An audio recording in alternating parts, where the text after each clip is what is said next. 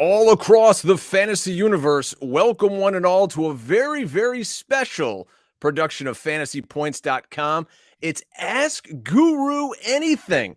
I'm your host, Brian Drake. You can check me out on the Twitter machine at Drake Fantasy. And tonight, folks, it's all about you asking this gentleman whatever you want. Fantasy football draft strategy, his time in the NFL, what's he like to do on the weekends? It's all on the table. It's Ask Guru Anything, powered by fantasypoints.com. Let's welcome in the man of the hour, the Hall of Famer, the host of the SiriusXM Fantasy Football Morning Show. You know him, you love him. It's the Guru, John Hansen.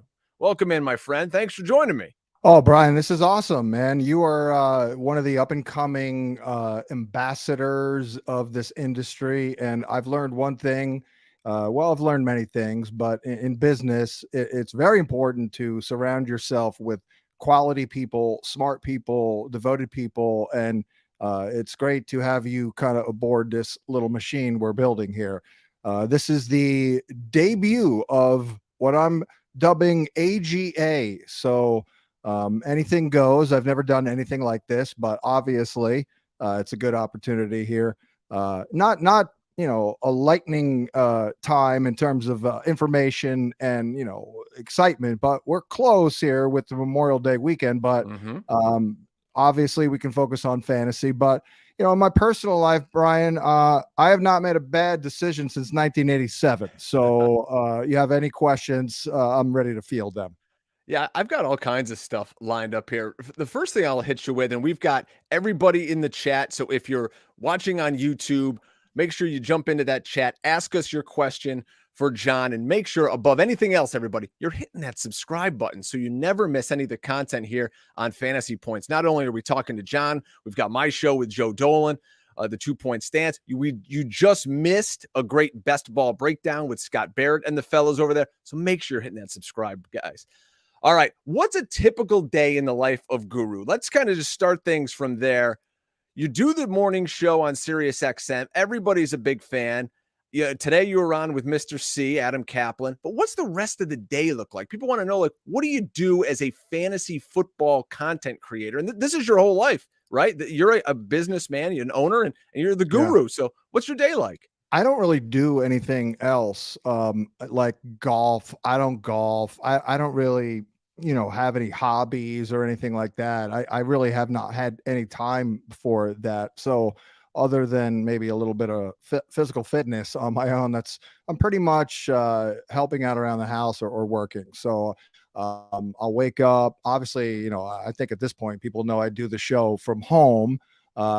They'd be fascinated to know what is the latest I've woken up before the beginning of the show. It's pretty tight. I can tell you that, but most of the time I'm up, obviously. And then, you get done. We've been doing 3 hours. I've been doing 3 hours here since July actually we did 3 hours all off season last year. Then we cut it to 2 and then we did 3. So it's been 3 for a while here. Usually I do take a little nappy over here. It's you think, oh, you're just sitting there talking, but it is exhausting. You gotta have your wits about you all the time. You're looking at the phones, and I take calls like literally right here. I sit right here, not using this mic. I use a different mic. This one right here, actually, a little different here. I didn't realize that. What do you have? The old school Comrex they sent you? Yes, that is a Comrex. Yeah, but this is actually like an $1,800 headphone, believe it or not. But it's exhausting, especially during the season.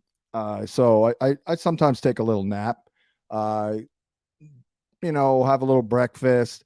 I'm a in and out kind of a guy. I do like 14 different things at the same time, which is not great for efficiency, but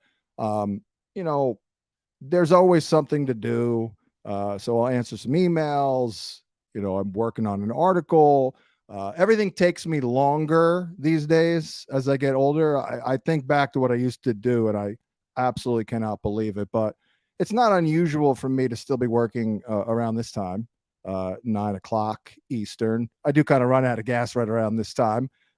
Did not have a nap today. I don't get a nap every day, but just chipping away at it basically. I help out around the house as much as I can because my wife does so much for half the year. I bought a little e-bike, and the town I live in is, it's pretty congested, a lot of traffic, and it takes like 20 minutes to go a mile. So, oh, we need milk. I'll zip on the bike and do that, do a little laundry. So, I mean, nothing that every other person here uh, watching now or later is usually doing if they're married with kids like I am. So, very typical. I just get paid to talk fake football. And I heard you've got a Wegmans in your town, and that originated up here in upstate New York where I live. Wegmans is like another experience that people don't understand unless you have one in your town, because people will come from miles around like, "Oh my God, you have a Wegmans in your town? I'm coming Yeah. there because it's glorious." It It's really is like the overwhelming. nicest It's a grocery little store. overwhelming. It is gorgeous, but like the cheese department alone, it's just like it's too much. It's like I didn't know this much cheese existed. That there was this variety of cheese. I don't know if your Wegmans has that, but we have like a store's worth of cheese. It seems like. No, there's 11 different Wegmans within a 2-hour drive of my house here. Let's get into the fantasy football talk. Peter Scherzer asks, are you against taking JT, Jonathan Taylor, at 10th through 12th, or are you definitely going wide receiver, wide receiver? Now, again, this is a guy in Jonathan Taylor who just a year ago was the Yeah, 1-1 in many drafts, and now he's maybe even fallen out of the first round. yeah. Well, he is one of the running backs that I absolutely would consider. I haven't gotten to that decision making point yet. I mean, we are early in the process. I haven't had to make a call yet on Taylor versus like Travis Kelsey, or, I'll say this. This is going a little against the fantasy points projections, but it's not just me. I'd probably take Taylor over a Bijan. So I guess the question is, what wideouts would I take over Taylor? Really, I mean, that's a better question, I think. That would be Jefferson, Chase, Tyreek. You know, Cooper Cup's a tough one. I probably would take the football nerd. I would probably go Kelsey over Taylor. So yeah, and over Bijan, definitely over AJ Brown and Devontae Adams. I don't know. I'd probably, you know what? I think I'd take Eckler over JT. And I know we have Eckler higher there in the rankings. So I think we're looking at like 8 overall is where I'd go Taylor. I'd probably take Taylor over. Let's do it that way. McCaffrey is the other one. It's just like, wow, you know, I really don't know what to do with that guy. I mean, obviously we've seen the wide range of possible outcomes up close the last 2 years. Of course, we've seen the same with John Taylor, but I feel like I personally cursed Taylor by mentioning one too many times last year that he never missed a practice in his life until he did, and then he missed a game, and then it was bad. But that is a tough one. I think I'd probably have to go McCaffrey in PPR due to some skepticism about basically Anthony Richardson being able to supply John Taylor, let's say, I don't know, enough targets to catch 40 balls. That's a great way to look at it. And how many drives can they sustain with this rookie quarterback? We don't even know at this point if he's going to start week 1. It could be the Gardner Minshew show for a few weeks until Sure. he gets his legs under him. And if you're playing in best ball or whatever, maybe you take a shot on a guy like Gardner Minshew. You mentioned Bijan Robinson, and JR in our chat asked, he's talking about analytics bros. I don't know. I haven't heard anyone talking people out of Bijan as a first round dynasty pick, but he mentions Bijan Robinson and the ceiling, but he goes, what is the true floor for this season? Here's another team with major question marks at quarterback, with maybe not a lot. I think there's major question marks at play caller. And Yeah. we've got a rookie here who, we don't know. We sometimes see rookies come in and hit that wall. Do you think Bijan is going to come in and give you that Adrian Peterson, Zeke Elliott type rookie season? No, I think he's going to have to do it a little differently. It's going to almost, and this is a little scary, but I think it's going to almost have to be a function of Artie Smith and the rest of the coaches really maximizing what Bijan brings to the table. And a lot of that I'm talking in the passing game, because I really do think that they're looking at him as a weapon, and they're still going to give Tyler Algier, I feel, double-digit carries almost every week. And of course, Cordaro is still in the mix. So the question was, what was his floor? Yeah, they said we know his 2023 ceiling, which could be, RB1 overall, but what's his floor expectation? Like, if it's just kind of like, meh, Yeah, what's the, yeah. the bottom of the barrel, I guess we can expect for Bijan? I mean, I think you'd probably expect what we got from Tyler Algier last year. You can get 1,000 yards, Yeah, I maybe, think we if you can get go eight better than I'm looking. Sorry to cut you off. I'm looking at like last year's finishers, and Mhm. I'm thinking the floor would be maybe Miles Sanders last year, or ETN, which is like RB 18, 19, something like that. I mean, geez, you use that kind of asset on the guy. Obviously, you're going to get him 300 touches no matter what. But how does that look though? That's the question. Does Cordero vulture touchdowns? It could be frustrating. Look, I think it may be an unfair comparison, but Arthur Smith, one hand he loves unicorns, great, proud of you.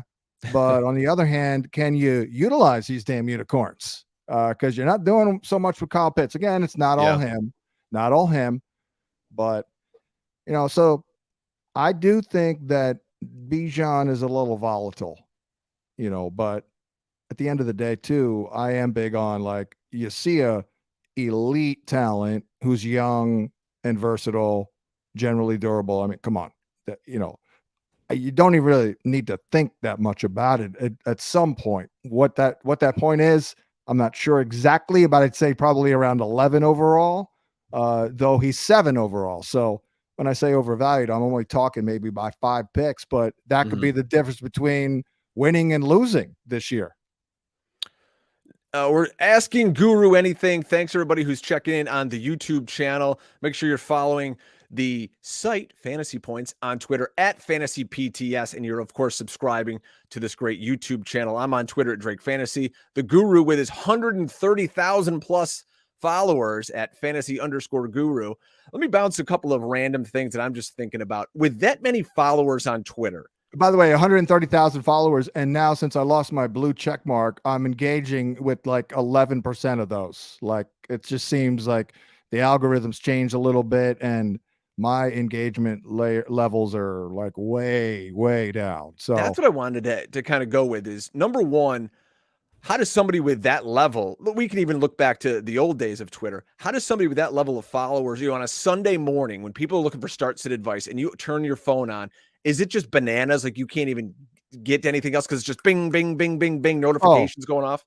well, in the beginning of, let me go back to the beginning, because one of the things I did smartly, and I think Joe Dolan was kind of pushing me toward this when I first hired Joe in March of '09. He's like, we got to get on Twitter. I'm like, yeah, I can Mhm. see that. And I started looking into it, and I actually wrote in the final magazine editor's letter. I think I've told the story a number of times, but I wrote this '09 of May of '09, I guess. So how many 15 years ago? Right? No, 14. So 14 years ago, I wrote, this month, if you are not on Twitter, you're going to get your ass kicked. So this is where all the information is going to be, Mhm. and all that. So I saw that coming a mile away.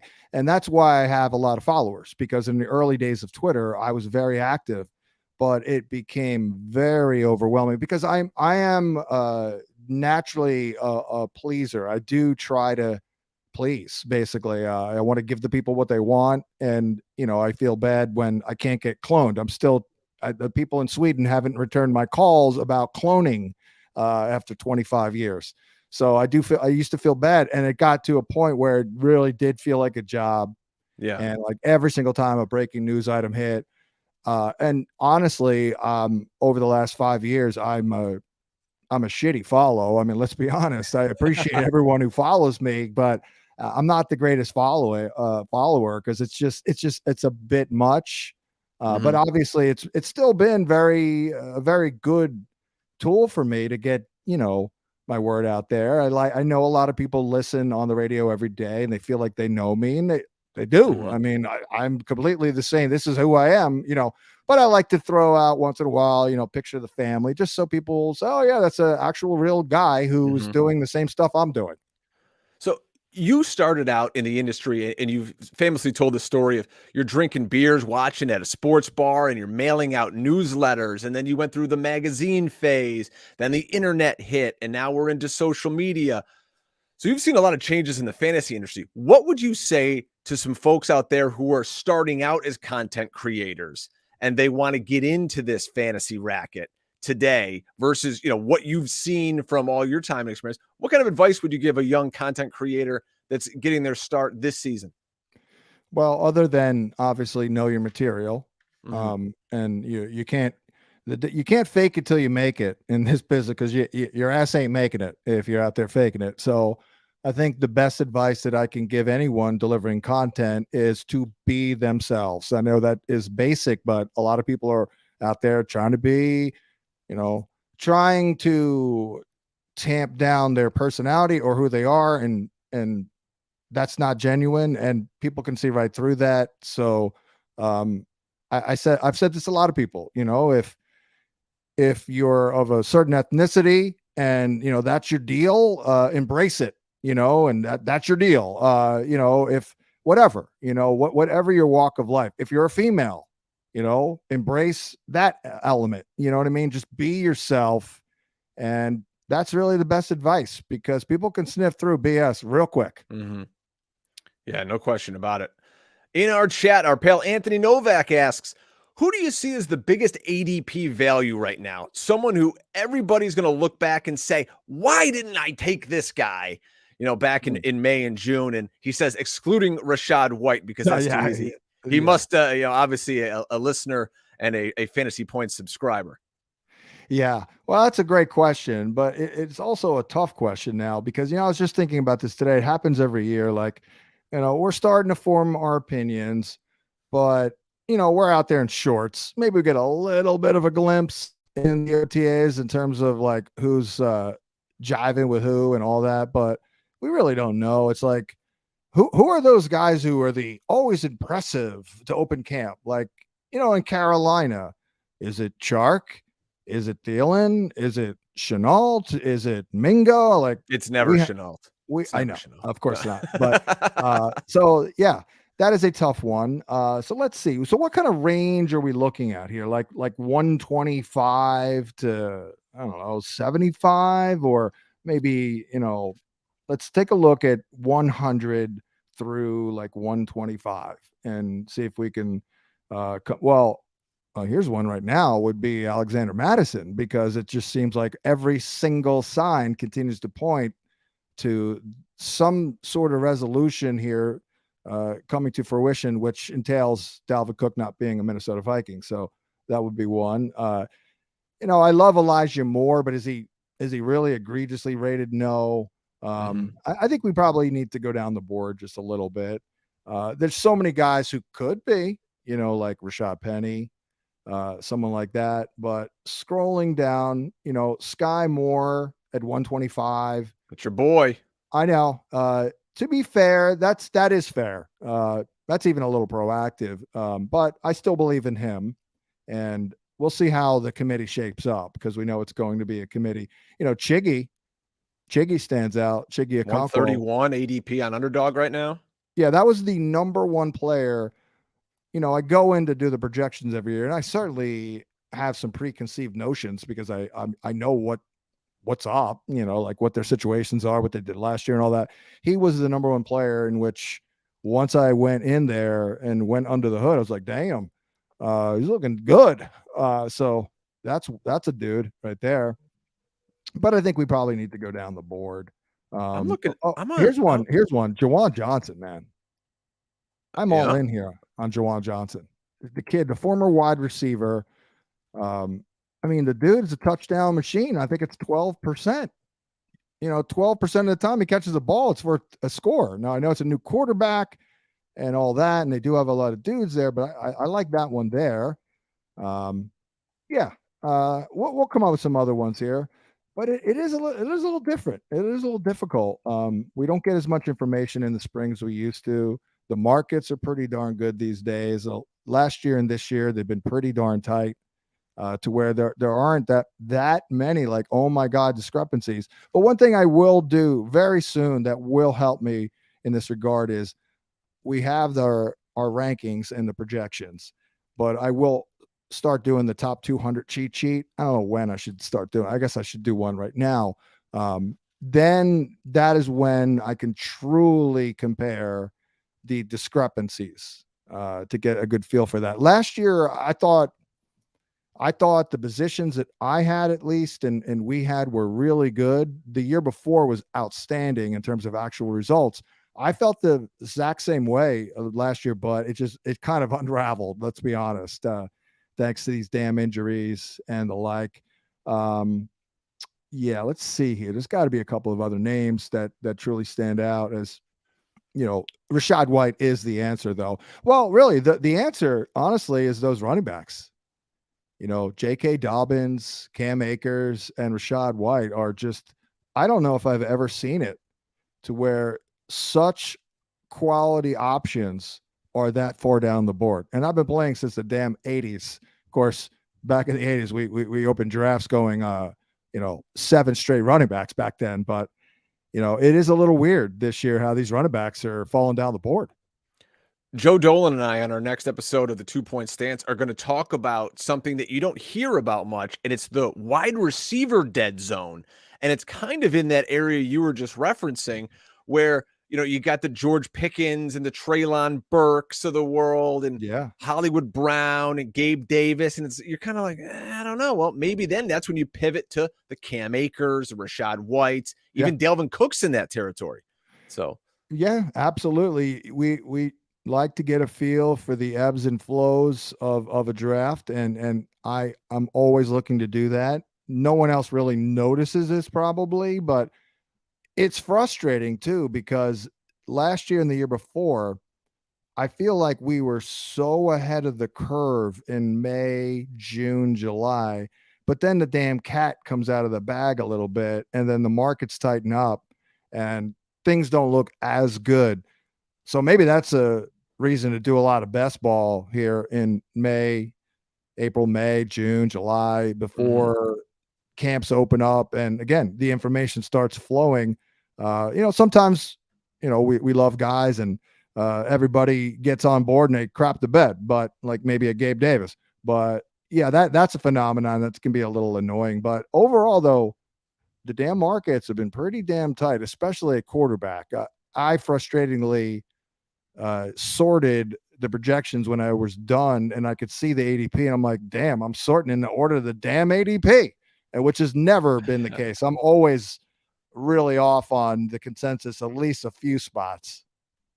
You mentioned drafting on best ball. And if you're going to draft any best ball platform, folks, go over to Underdog right now. Use our promo code FANTASYPTS because this show and most of our shows here, they're all sponsored by Underdog Fantasy, and they just rolled out the biggest fantasy contest of all time. It's Best Ball Mania 4.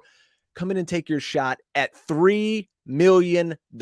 Again, code FANTASYPTS to sign up. It's so easy. Simply head over to UnderdogFantasy.com or download that Underdog app. Use promo code FANTASYPTS. By using that, we're going to match your first-time deposit up to $100. And oh, by the way, I don't know, John, did you approve this deal? If someone uses code FANTASYPTS at Underdog, not only are we going to double their first-time deposit, you're going to get a $5 subscription to fantasypoints.com. That's a $60 value, folks, for $5. It's unbelievable. Must be 18 and up to play, 19 and up in Alabama and Nebraska, 21 plus in Massachusetts and Arizona, and present in the state where Underdog Fantasy operates. Terms do apply. Concerned with your play, call 1-800-GAMBLER or visit www.ncpgambling.org. In Arizona, call 1-800-NEXT-STEP. Here in New York, where I am, 1-877-8-HOPE-NY, or Tennessee, for you volunteers, 1-800-889-9789. So a lot of fun Underdog talk here. That's a value and a half, my friend. You can get a fantasy point subscription for $5 by just depositing on Underdog. Holy cow. And I love it because this has always been my experience. I used to give out subscriptions to randos knowing that, I'll give it to them. get them hooked, and Mm-hmm. then they're in. Best story is I met an attorney one night out. My wife and I take a trip to Key West, and I met this attorney, and we're sitting there talking at the bar, and he's like, "Oh, what do you do?" And I told him, and he's like, "Oh yeah," because I think he knew I was writing for ESPN.com, so I gave him a subscription. Well, that dude ended up calling the office like 20 years in a row. He always had to tell the story. Um, Also, that night I ran into Kerry Collins, who Wow. back when he had the drinking problem. So it was a little surreal. Oh, I had to report back to some associates, and who knows? Because right after that, he got his act together and was in the Super Bowl a year later. It was wild. I mean, I'm talking like a year before he was in the Super Bowl with the Giants. holy moly. I mean, it was off season, but my man was partying. Let's just say that. So was Funny I, of story. course. Yeah. My cousin Tommy owns the moving company that moves the Carolina Panthers around. So when they go to games and they ship things, he owns that company. I have the very first program from the Carolina Panthers inaugural game autographed by Kerry Collins because he was, their first draft pick or whatever. Yeah, yeah. I've got that. That's worth 8 cents right now. It's He could sling it though, man. I was a Kerry Collins guy in terms of like the forward pass. I mean, this Mhm. dude could sling it, and he had a couple of good moments. But hey, good for him, because it was he was my man was partying. Let's just leave it at that. But again, like so was I. I was like 29 years old, so I was definitely older than Kerry Collins, but not by much. So people want to know. We can ask you anything here. You go out on the town. What are you drinking? Oh well, I'm a beer guy. I drink Stella or Peroni. I love me some Peroni now. I know that sounds a little fancy, but it's like soda. It's so delicious and refreshing. And yeah, so I'm a lager guy. I don't do really anything else. I prefer the lagers. I'm a can guy as well. And Same. Can don't snob. ever you're alcohol, you're a liquor guy, so you know the Yep. deal, right? Because the bottles allow light in and make the damn beer, taste like you're smoking skunk weed. Let's be honest here. So it gets a little skunky, and you don't have that problem with the cans, right? No, I love the cans, and I'm an IPA guy at heart. I've actually started drinking non-alcoholic IPAs just because I've got two young Wow. kids, and as soon as this show ends, let's be honest, I'm going to crack one. And waking up in the morning, it's tough. I got to get these kids on the bus and ready to go, and get ready for work. And I found the non-alcoholic ones. Enjoy the taste. I just Wow. have one. I don't have like 58 beers. I just like the taste. I'm watching the Yanks at the end of the night. But yeah, it's my new thing, trying that. But you Nice. mentioned Kerry Collins and quarterbacks, and for years we've been told wait on the quarterback. You can always find value later. That tide seems to kind of be turning here, John. Underdog ADP shows 7 quarterbacks in the top 60 overall, and I think in home leagues, which I think is a huge part of the fantasy points audience and the people that you speak to, that Yeah. tide's kind of turning a little bit. So, what's your plan at the quarterback position this year? Well, what's funny is, okay, if they're doing that zigging on that front, how about I'm going to zag now? Because I've actually been advocating, not forcefully, because I've always been a little flexible, but I mean, you've listened to the show. I always like that second tier guy. Mm-hmm. Like Burrow last year was my guy. The year before in our listener league, the ACI, I took Allen, second quarterback taken. So I've been doing this for a number of years, and I understand why. Uh, Points come out of the passing attack in the Mm-hmm. NFL, and the quarterbacks are touching the ball on every damn play. So they're producing, they're running, and all that.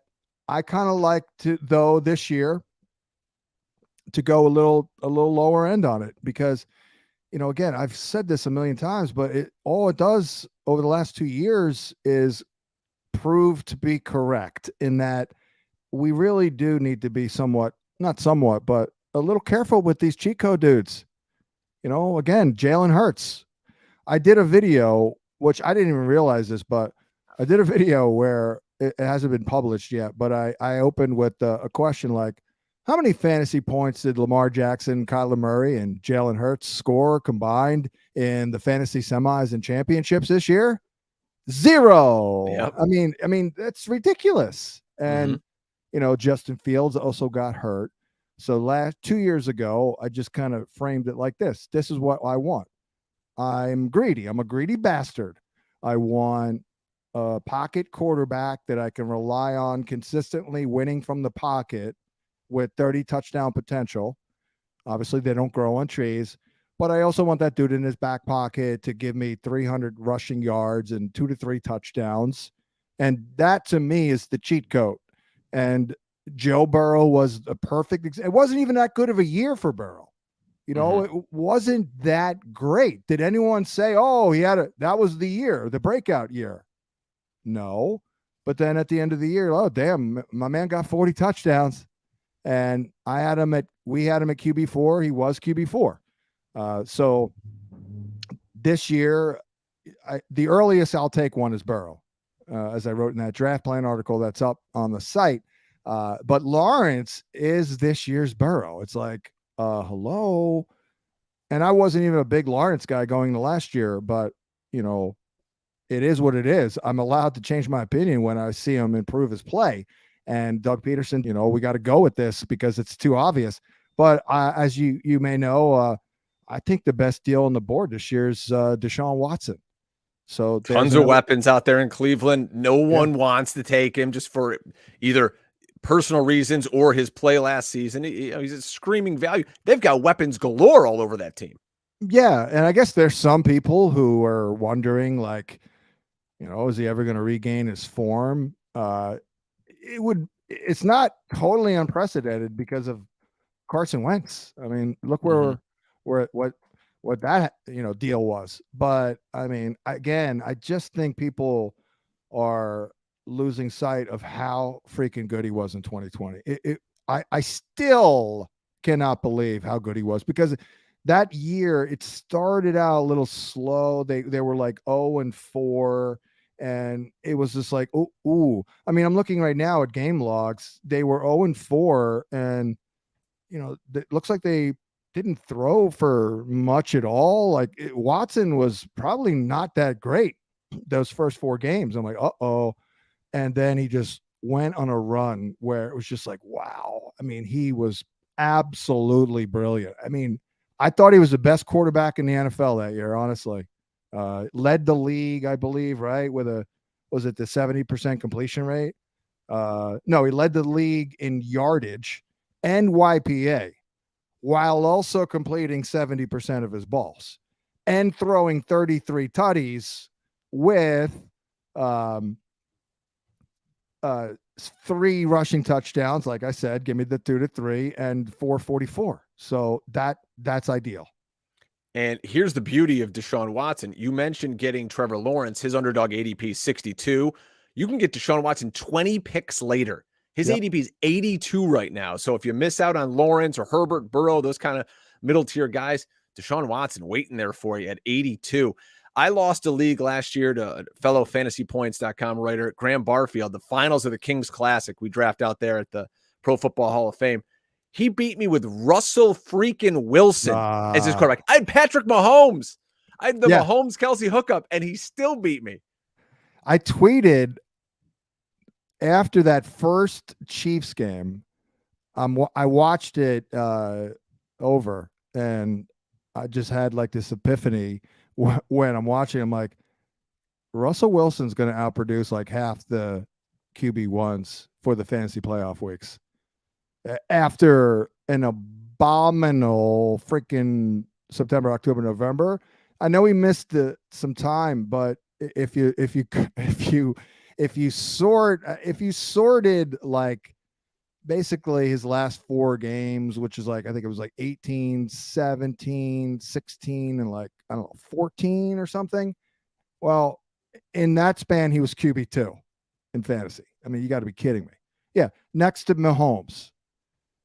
Yeah, you do have to he was literally a half a point behind Pat Mahomes down the stretch. I mean, that's repugnant, really, when you really think about it. But that's Russ Wilson. That's what he does. So I was not in on him at all. I said, nope, he's a declining player. But now that the price tag's down, I'm in. Like, he's going to do it. He's going to play well. Speaking of Russell Wilson, you want to talk about nobody wants you. His ADP on Underdog is 131 right now. Yeah. I mean, he's behind Jared Goff at this point. So, yeah, if you want Russell Wilson, you can stash him. Yeah, I'm not going to say that's, oh my God, that value, but I'll do that. I'll take him. Like, that's a value. Like, that's about as far as I'm going to go. Yeah, I mean, that's what, 11th, 12th round here? Jeepers. Yeah, but he is absolutely fascinating because I have talked about him for a number of years and said, basically, I say this is why he's fascinating, because on one hand, unbelievable, like special, like poise, like when the chips are down guy, at his best, all that impromptu, all that crap. Unbelievable. On the other hand, there are times when you watch the film, if you really study the film, and I've talked to people who have, it's like the dude does not have a clue what he's looking at. Mm-hmm. Like, does he even know? I mean, like, is he Brett Favre? Doesn't even know what a nickel defense is. You know what I mean? Like, that bad. If you look at his early days in Seattle, remember, they would run the ball so much. It was a lot of their offense, their passing offense was this playground. Like, hey, Russ, just run around and make a play. Just draw it up in the sand. You know, and that's kind of how he made his plays down the field in Seattle, because they wanted to hide him. They wanted to just play, hey, we're going to run the ball, and run the ball again. And maybe that's kind of what they go back to, with Geno up there. But yeah, Russ had some weird seasons, man. Before we get out of here, we're already over 36 minutes in. We still got a ton of great questions in here. Yeah, sorry. How about our guy Clark? He's asking, we always hear about the interviews you have at the combine.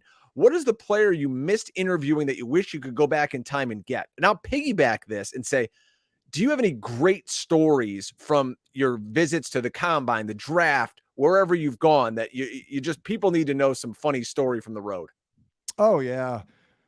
I mean, it's when you go there, it's like incredible. Like, it's almost like a football fan's dream in a lot of ways, because there are just so many people around the NFL. Like at the combine the other night, I can't even remember what the correlation was, but I'm walking down the street next to an NFL dignitary, and I guess he looked at me and said something, and I said, well, of course, I mean, you're you. Like, he's like, well, who am I? I'm like, you're John freaking Randall, Hall of Fame, defensive tackle, Minnesota Vikings. And, guys like that are all over the place. I once had a couple of beers with Norv Turner, where I'm like telling them to ignore the haters. I'm like, we love you in the fantasy world. Like, we love you. And then like 10 years later, I see him again. I told him, and he was with Carolina. He's like, how about that Christian McCaffrey, baby? I'm like, yeah, let's go. A lot of great little interactions. I am a little weird in that I kind of like to read these guys. So You're a big body language guy. I'm big on that. I have a really good sense of this. I don't know why. A lot of things I can't do, like build stuff. I can do it, but it just takes me 3 times as long. But yeah, some of like Deebo Samuel, I'm like, it's almost like you shake the guy's hand and you feel like the aura. Mm-hmm. And I did. I'm like, that's my guy right there. That's my guy. Rashad White was very similar, which I'm going to be interviewing Rashad on Friday for Sirius XM. So that'll be on the air. So we'll get them all excited. When I met him, I mean, I immediately, I'm like, you're my guy. I'm like, you're my guy. He's like, okay, who the hell are you? Basically. But yeah, so that one worked out. Off the top of my head, just a lot of great. One of the best was, I got a couple of them. If you recall the year Cooper Kupp was drafted on the show and everywhere else, like, we freaking loved Cooper Kupp. And I made it a point. He was, what was he, 3rd round pick? 4th? I can't remember. But, I remember going to his podium. I have a picture on my phone where it's like, oh, no one's at the damn podium. And I'm like, oh, I'm talking to football nerd, baby. So that's when I came up with the nickname. So I'm talking ball with him. And, this is before that video went viral. And I'm like, damn, dude. I'm like, what do you think of that Taylor Swift, huh? He's like, who? You know, like, wow, you literally don't know anything about anything but football. I mean, you're all in. I was like, damn. And that's when I came up with the term, the football nerd. Not that it took off or anything like that. Um, although Torrey Holt, my guy, who I work with at that time, Mr. Ram, he ended up doing like some mini camp work with him or training camp work. Came back, reported, he's like, football nerd, like, so that was, I love that one, and then what? 6 years later, he goes viral for being what? A football nerd. So that's an example of the value I get just meeting these dudes. Worst vibe of all time, Darius Geis. Really?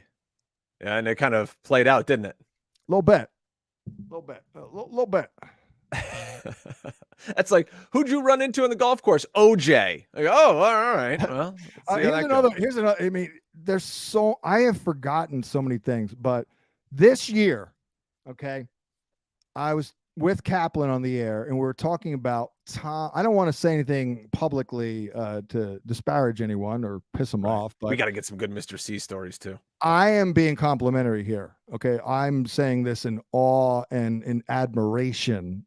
But Tom Moore, I'm going to Google him right. We were just talking about how freaking old this guy is. He's the old coach from the Colts, right? Oh yeah, but he's still around. He was with Tampa this year. Oh my God, still around, right? So I remember him in the Peyton Manning days.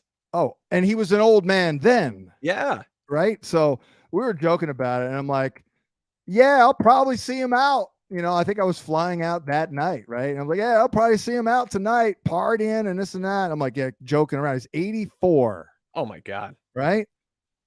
That night, I'm out and about, but I'm doing the morning show. I had to get up at whatever.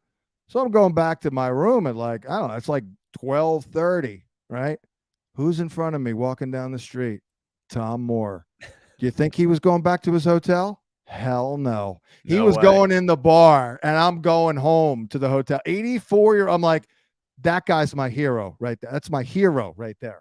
And you talk about radio as someone who I've done 2-3 years, whatever it is now on Sirius XM myself. The best times of any show is always the breaks. That's when crazy stuff happens, wild things are said. Do you have any good break stories from Sirius XM? Maybe Timmy Reardon, who was in the chat, has a few. Is he? Well, he was earlier. Yeah. No one knows more behind the curtain during the breaks than Timmy Reardon. I do have some sort of weird thing where I don't know what it is. Like I almost have no filter. I do enjoy making Paul Kelly laugh though. So I do tend to be that wild. guy is a pro's pro. Oh yeah. Paul is the best. We'll talk about surrounding yourself with great people, but we did have one time it slip up where we were during a break and it went over the air. And listen, I'd be fired 17,000 times by now if that had happened, if that was a regular occurrence. But in this particular case, I was talking about going out to California, and I'm dropping F-bombs, and I'm like, I thought it's freaking California. I'm freezing my ass off out here, something like that. And people got a kick out of that. A lot of people like that. But then one guy recorded it, and then he used that for his ACI submission. He got it. Yeah. So I was like, wow, that's ballsy, because I could on one hand be a little pissed off about that, but I'm like, no, I dig that about you. You're in. Jeez Louise. Little do people know, as I work for fantasypoints.com now, I was actually in the ACI. I was in like year 2 or year 3, just because I'm a big radio guy, so I love listening to the show. I got Sour Shoes from the Howard Stern show to do a impression of like Mad Dog Russo talking about why I should be in it. I just found on Twitter, or I don't know how I found his brother, and I emailed him. I'm like, hey, dude, I'll like pay you to do this. And the guy's like, nah, he'll do it for free. And he sent me this clip, and it was phenomenal. So no, it was. I've met Sour Shoes. Yeah, I went to a Ronnie Mund event. Me too. I was going to ask. That's my next question. Is you're a Stern guy? I want to know favorite number one, favorite whack packer. Number two, favorite era out of the Jackie era, the Artie years, or present Ooh, day. wow. Great question. I guess we got to go. Although, whatever happened to Stuttering John the Stutterer? Well, That two guy different did guys. John the Stutterer and right. Stuttering John went off and worked for Jay Leno Oh, I for know. years. I used to know Stuttering John. He Okay. came on a show that I did in the '90s. I used to go see his band. No, John the Stutterer used to crack me up. Again, Yeah. not to make fun of it, but he would the way he said it always made me laugh. But you Yeah. know what? Not to go too far back, I think my favorite era was the early E shows with the puppets, the Jackie puppet, and all. I know they still do puppet stuff, but like early '90s, like Billy West, forget about it. Sure. You know, and Jackie and Baba Booey.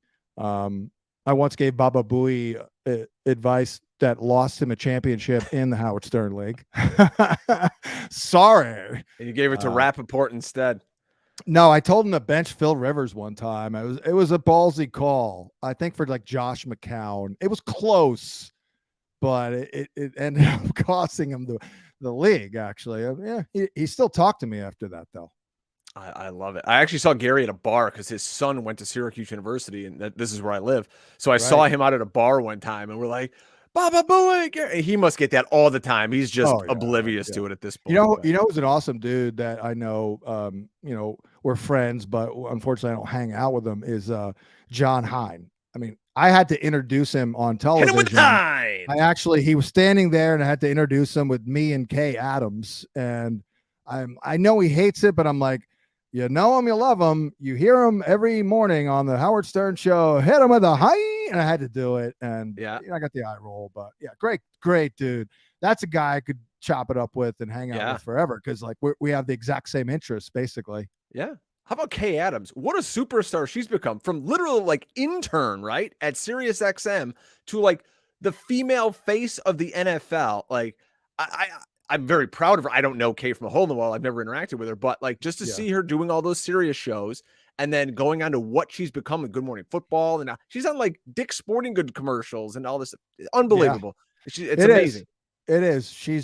She's got the gift of looking at that camera, you know, and her and I worked together for 5 years for like 12 hours a day, you know, 17, 18 times during the season.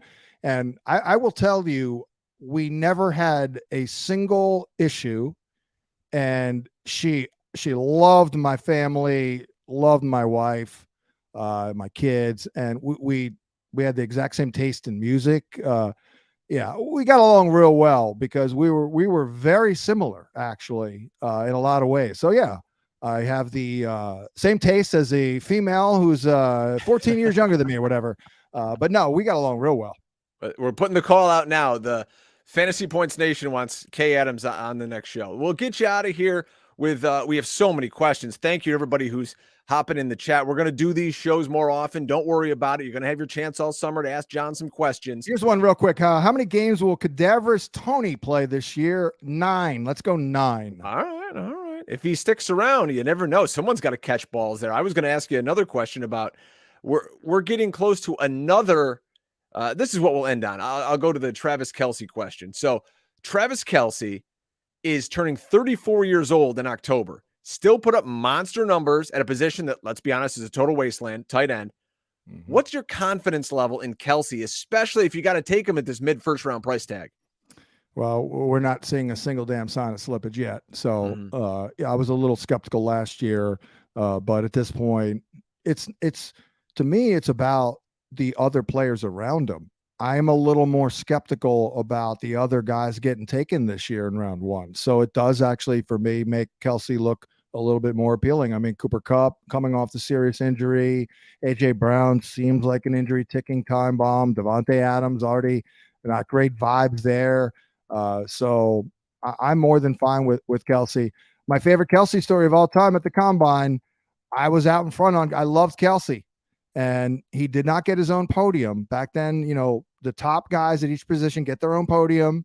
Mm-hmm. and the secondary guys would get their own tables. I can give you an example. Like I remember talking at the table with like Gio Bernard, Sure. like the secondary guys. I don't recall who the top guys were that year, but I walk into the room. I'm like, where's my boy? Where's Kelsey? Like I don't see him at the podium. I can't recall who else was there. So then I see him at the table and he's kind of like by himself. So I walk right up to him. I'm like, man, this is bullshit. I mean, you deserve your own podium. He's like, for real. And that was it. And I talked with him, and I recapped that story with him when he came on years later. And then he also that day predicted rookie Tyreek Hill would blow up. So I mean, the I guy's remember just got that. good karma. No question about it. And if you've got good karma, you think you're going to win some big money in a high stakes league, they're drafting over at the FFPC. All their tournaments, except for the main event that starts July 4th weekend, have launched for 2023. The FFPC now has 2 tournaments with $1 million in grand prizes. That, of course, is the main event and the Fantasy Pros Championship. If Dynasty's more your thing, we got Dynasty startups. They're filling every single day, starting at $100. That goes all the way up to $5,000 entries if you're a baller out here in fantasy land. The FFPC Best Ball Tournament has $125 entries, and the Superflex Best Ball Tournament, for us cheaper folks out there, $35 an entry. They're off and running. Go over to my FFPC. Great folks over there, and get in today. John, this has been a blast. Really, thank you for the opportunity. Thanks for coming in and hanging out with us. I'm looking forward to doing this a little more and growing this YouTube channel for Fantasy Points, because people got to realize there's a lot of great content that's coming across here. Shout out to our guy Trey behind the camera here, who's helping us get things up and running. But man, if you want to win in fantasy in 2023, you talked about Twitter, YouTube's the place to be. Yeah, no, it's I have one of my sons who started a YouTube page. I can't even reveal who it is or what it is, but he started his own YouTube page doing videos on Team Fortress 2, and he's got 6 million views in like 2 years, and he's like making like $1,000 a month on advertising. So wow. I mean, yeah, and he literally is the guru of Team Fortress 2, like top 10. I don't even know what that is. I don't really. I mean, it's one of those shoot 'em up kind of games. It's one of those old. games. I don't know. Yeah. Well, he started playing it when he was 8, and he's like 25 now. So yeah. No, God, YouTube is where it's at. I kind of think like, what if I devoted the last 10 years to YouTube? Like where would that be? What would that look like? Yeah, you'd be Mr. Beast instead of the guru right now, just handing out $100 bills at Burger King or whatever that guy's doing. I don't know about that, but we'll see, because I am kind of getting into it here. Like it is fascinating. Real quick, as someone who went to college for radio, television, and film, there were certain channels that you had to take to be in broadcasting. It's incredible that you just blow all that out the way. Screw you, networks. There's no gatekeeper anymore. Yeah, it's unbelievable. It is unbelievable. And what else is unbelievable, folks? The opportunity for you to win your fantasy leagues over at fantasypoints.com. Come join us. Scott Barrett's there. The data package launches in June. You're not going to want to miss what Brett Whitefield and the team at Data is putting out here. It's going to blow your mind. Analytics for the common fan, so you can look so much smarter. Sorry to cut you off there. Sorry to cut you off there, but it is I believe this is going to be the single biggest endeavor ever in terms of fantasy football content. I know there's a bold ass statement, but wait till you see it. There will not be another site on the planet that is devoted to fantasy football as we are with this data. Like, it doesn't exist.